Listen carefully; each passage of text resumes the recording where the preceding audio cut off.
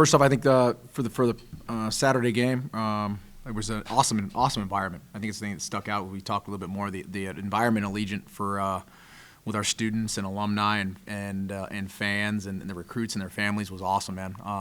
We talked about that as a staff the other night. Just some things as we go through the global picture of how things are going in our first full year.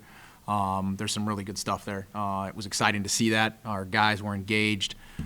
They were active. It was great to have everyone behind us in that regard for that deal. And I think we're seeing an environment that we're all pretty fired up about, at least here as we were working through that.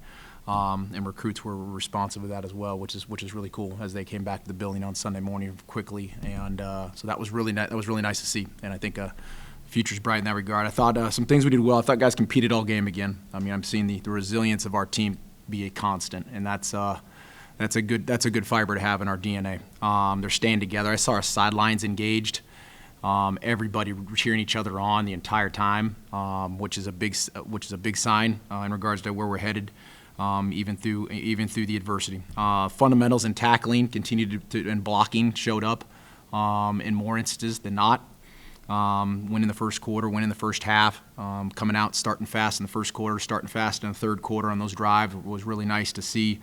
I thought offensively, there was a bunch of explosive plays. We ran the football really well, which is going to be something in our identity that we continue to harp on. And I liked our response after, a big kickoff return for a touchdown. We go back first play and go for another explosive touchdown back to back. So defensively, the physical identity continues to be something that sticks out on tape. The guys are flying around.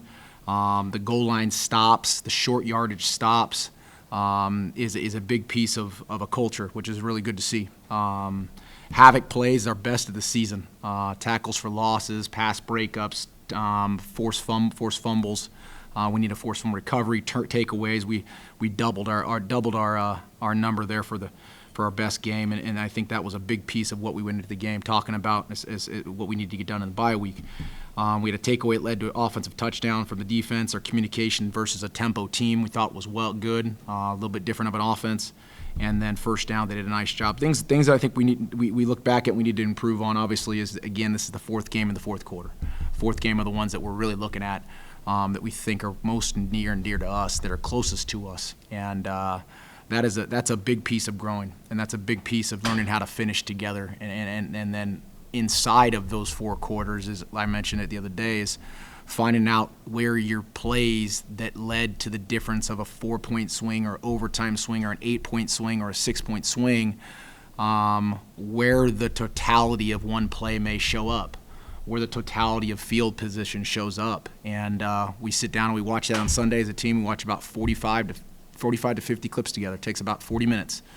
Where guys can all understand that we're all connected in it. Coaches to players, players to coaches, substitutions, field position, kick returns, penalties that lead to backed up kickoffs that change field position, penalties that take away explosive plays and how those could come into shape, missed balls in the end zone that to open guys that go for field goals instead of 4 points and a touchdown, that difference is 4.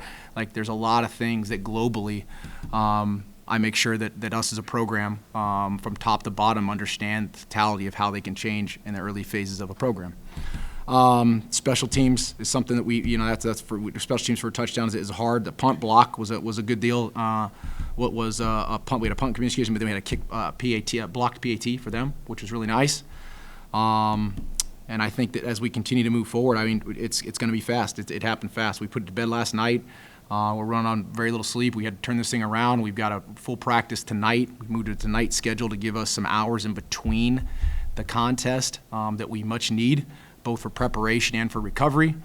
And we get to start the second half of our season. We're 6 games in, and we got 6 games left. And so this is the second half. And so there's a lot of things that we're going to do to magnify the finish of everything we do. Every place we go, there's going to be something in our building or something in the weight room or something in a meeting that has to do with finish a meeting or finish a lift or finish this, to make sure our guys are trying to build those habits and trying to make sure we magnify those things that we know win games. And those things will come before a lot of X's and O's. Do we have to be better in X's and O's? Absolutely. We're up against the wall, and sometimes when we get into one-on-one situations based on who we are, but we've got to do a really nice job coaching what wins football games. We've got to do a better job of executing in game when it's crunch time. We're recognizing that, And we've got to continue to grind and refine our process and not flinch, because there's a lot of good stuff going on, and I refuse to sweep it under the rug. We got a long ways to go, absolutely, and we're willing to do that, and that's what we're here for. But I'm really excited about some of those good things that are coming to light with our guys,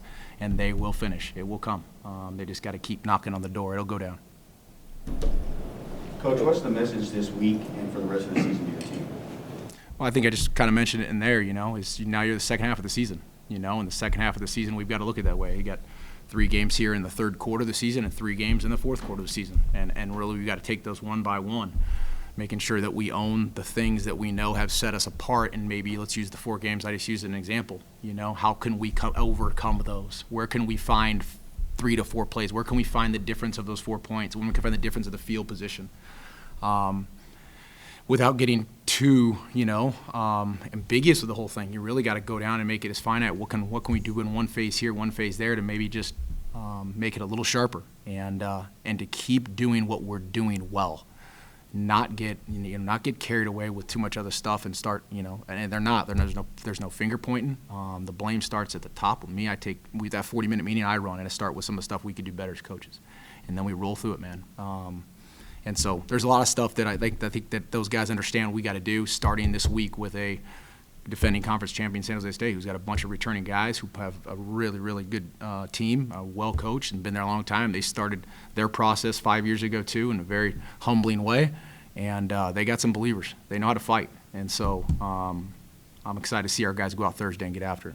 Coach, can you talk about the linebackers, AJ and Jacoby, and their play in the last game, and then also with Jacoby, does it take a while to adapt to that new position after he was an edge rusher? Do you think it's taken some time? Is it a work in progress? Yeah, I think AJ and Jacoby are done a fantastic job of guys who evolved in the first year on the field practicing together in the defense, let alone the fact that Jacoby moved to the middle the first time with us being on field coaching him and being in the boardroom coaching him in 3D.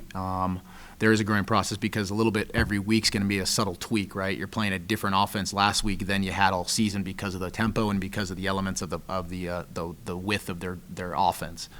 That's different than Iowa State. It's a little bit different maybe than Arizona State. It's a little bit different than Eastern Washington. So I think he's done a really nice job, him and AJ together. My hat's off to the way those guys work.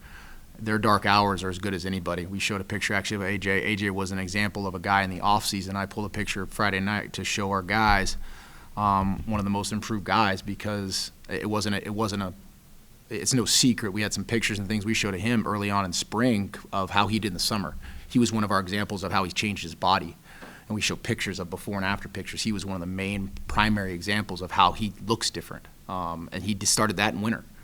So it's not a surprise to anybody that those guys, those two, as you asked, are really guys that are continuing to carry the flag and grow and lead in the middle of that defense.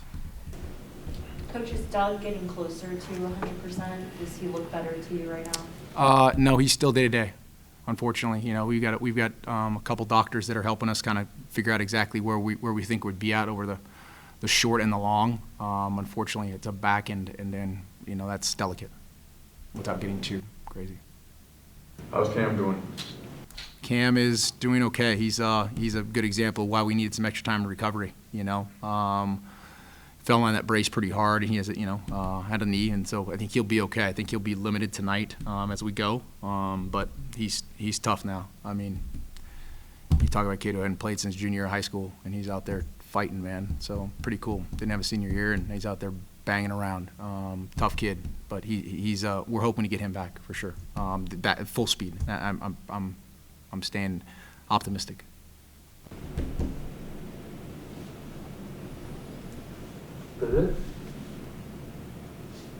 I guess for you, what are the challenges as a coach having to? I mean, there's been 3 starting quarterbacks this year. Just having to have so many guys ready because of the injuries. What kind of challenges does that present?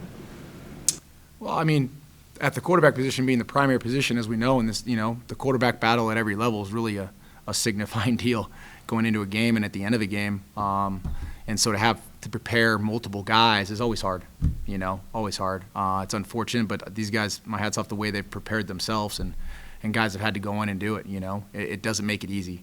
It takes away from a lot of chemistry. Takes away. There's a lot of reps out there, and they're all. None of them are older guys. You know, they're all still learning too. It's not like you got a vet back there who's been in the system for 4 years. You know, go out there and just knock the dust off a little bit. You know, unfortunately, all these guys are getting it for the first time, and they're drinking through a fire hose, let alone within individual game plans. So they're working hard at that. It's unfortunate, and you know, but it is what it is. Life's not fair that way. You just got to work through it and try to get them as prepared as we can. And Justin's gone in and had to do some things there late, and shoot, no one wishes that on anybody. But that's the nature of sports. You know, you got to sometimes you got to go in there, your number's called, and be prepared. And those guys do a good job preparing all week. Shifting gears a little bit, Chuck going for 220, obviously that starts up front. How has that unit kind of gelled throughout the course of the season? What improvements did you see, particularly on Saturday? Yeah, I mean, I think we picked up from a couple places we left off in the season. When you look at, you know, the games where we feel like we're against the guys that look most like us, we're running the ball effectively. I think we do a good job. We've done a better job up front of building some more chemistry, a little healthier at times too.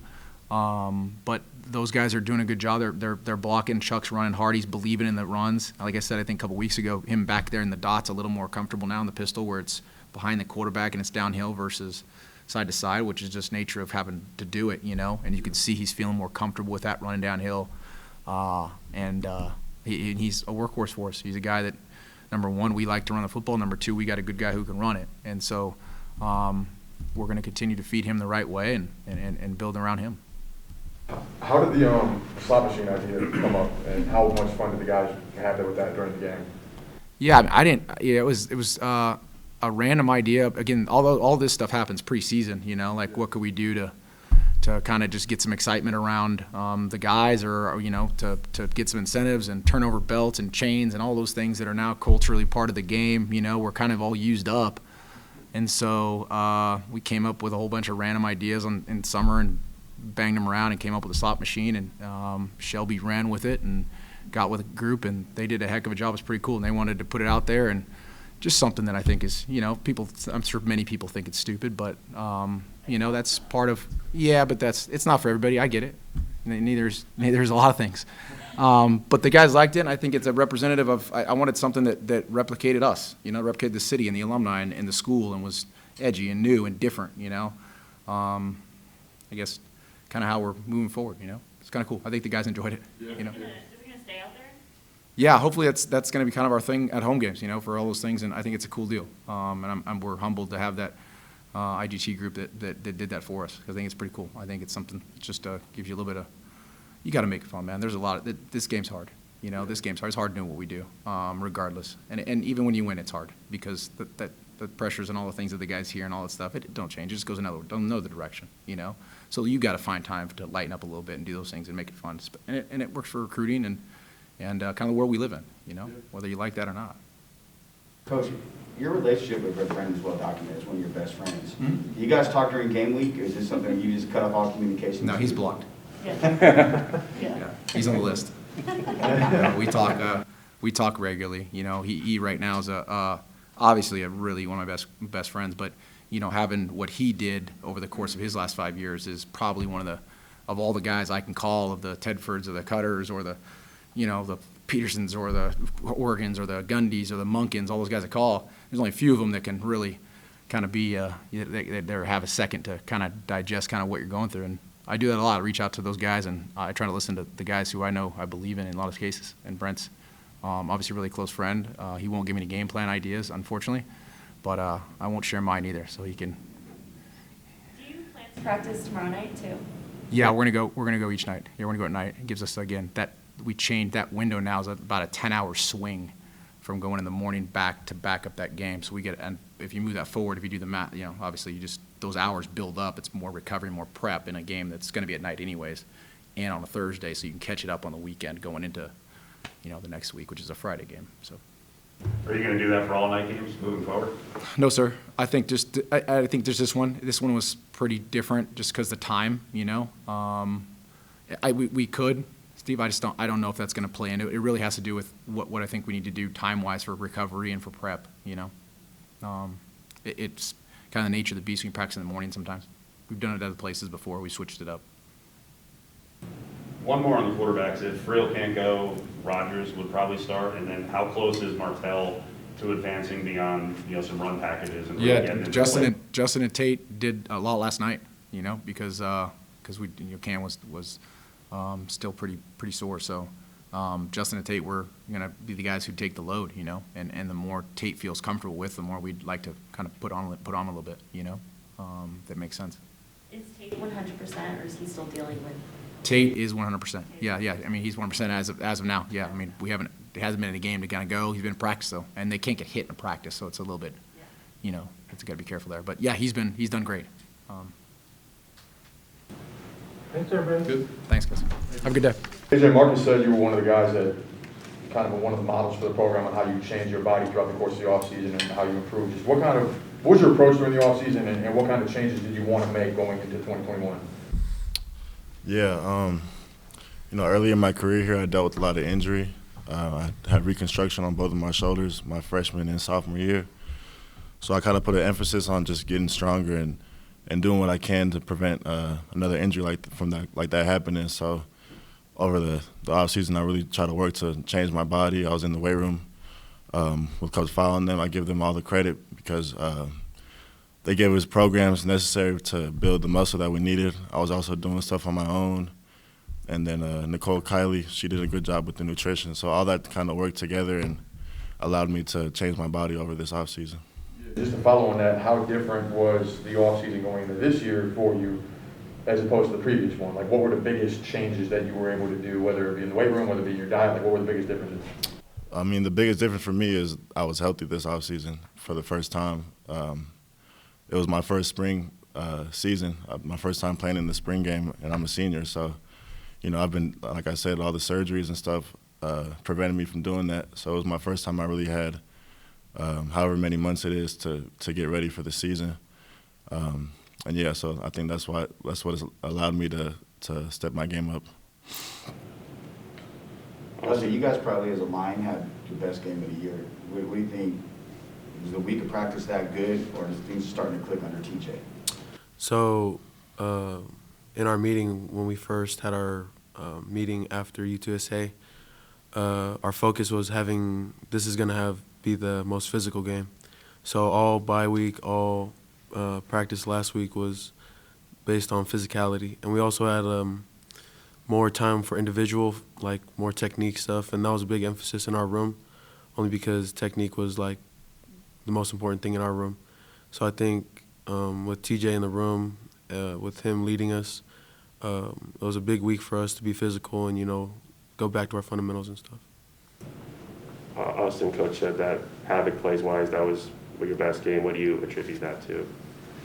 I think we just put more of an emphasis on getting to the ball, getting to the quarterback all week. I credit Coach Hansen and the rest of the staff. They put together a really good plan for Utah State's offense, their fast tempo offense, which allowed us to get more havoc plays than we had all season. So, yeah. The bye week, you guys got some guys back that were banged up. How important was that to have them back? It was super important. The best team is the healthiest team. That's what we preach. So, we always have the next man up mentality. People know you can go down at any point in this game. So, whether you're a 2 or 3, you always got to remain ready. But it was nice to have this bye week and have people come back who were missing previous weeks. AJ, you're the signal caller on defense. How has that transition been for you? You enter the new system, now you're in that mic role, you get guys aligned, you're calling out. Yeah, a lot of studying, I would say. A lot of studying the playbook and the opponent. It's not just me. It's also Jacoby. It's also Adam Plant, people like that. We work together well. Bryce Jackson, Phil. We're all older and we all been here a while, so we really have a understanding of the playbook, and now we're focusing on learning the opponent every week. So that's been helpful. Austin, short week against San Jose State. You've seen these guys a lot over the past years. How are you guys getting ready for them this time around? Yeah, we've seen them a lot. They have their quarterback is out right now, so we're game planning against Nick Nash. They got a tough O-line. I'm pretty familiar with all the guys from San Jose, being from San Jose, so it's going to be an exciting one for me, yeah. How different does this defense look against San Jose State compared to last year when you guys played them? Yeah, last year's game was tough against them. They had a really high-powered offense, and they won the Mountain West. Still got most of the same guys. Still a really good team. They play really hard. Obviously, the number one thing as a defense, we always try to stop the run.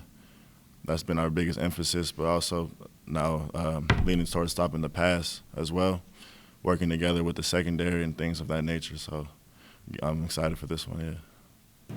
Hey, Austin, what is it about this team defensively that you guys really respond well? Goal line stands, stopping teams on fourth down, stopping two-point conversions.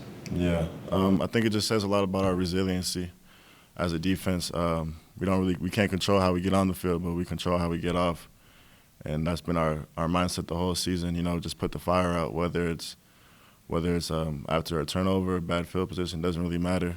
Our job is to get the offense the ball back as quick as we can. Leif, with the short week, what's really different compared to other weeks in terms of preparation? Coach also talked about make sure you prepare for the opponent, but also recover from the last game. So how's this different compared to a full week? I think we just gotta do a lot more studying than usual. We don't have all the time that we usually have in a normal week, so really putting in more time into film, more studying, more seeing the front seven and how they react to different plays and stuff. So I think a big part of this week is studying their front and scheme and all that stuff. So, Fellas, for either one of you guys, seems like the team had a little bit of fun with the slot machine on Saturday. Just what you guys think of that, and how much fun was it to be able to have that throughout the course of the game? good. No, it was fun. It was a fun little way to just keep the sideline entertained, keep guys excited, get the crowd involved. So it was a nice little way to just get our signature in Vegas, on the field. Coach was saying that, that was like a little moment of like positivity, like still have some positive vibes around here. On social media, it seems like you guys are like really tight, always like saying you guys love each other. Is that kind of just the brotherhood on this team right now? Like, that's just how you guys feel? Yeah, I mean, we're going to war with these guys every day, practice, and every week in games. So you get closer, and especially playing with some of the same guys for 4 years now.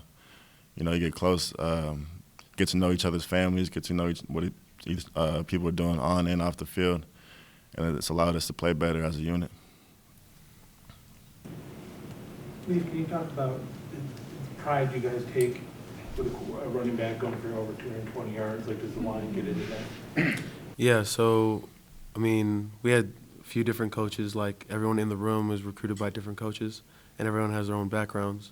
But I think with me and Julio as, like, kind of the lead of the room, we want to run the ball. We want to put the offense on our back. You know what I mean? So if that's what it takes to win the game, then, we'll take the weight of the team and, rush for however many yards we need to win. So. Leif, to follow up on that, how much does it mean to you? Chuck's 190-something yards away from setting the school record. How much does that mean to you guys as a line for him to set that record?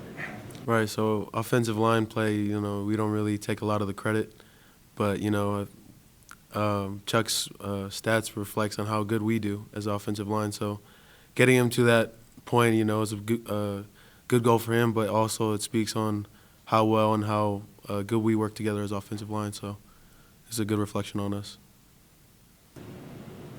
This week is homecoming. You guys didn't have that last year. Not just as football players, but as students, what does it mean to be able to take part in that this year after everything that happened last season? So I think it's really good to have more fans in the stands, especially after last year where we were kind of cut short, where they said no fans later on in the season.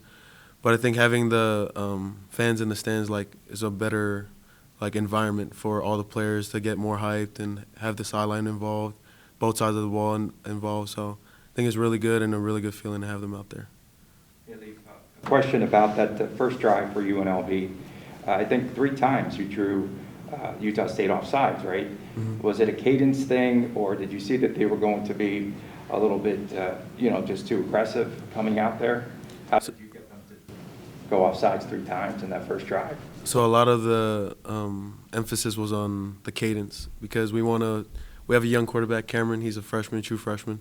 So we want to make things easier for him to uncover defensive schemes and all that stuff, see if who's coming and who's not. So I think a lot of the things that worked out for us was the cadence to help Cameron see different things. So. Good. Thanks, everyone. Thank you. Thanks, guys.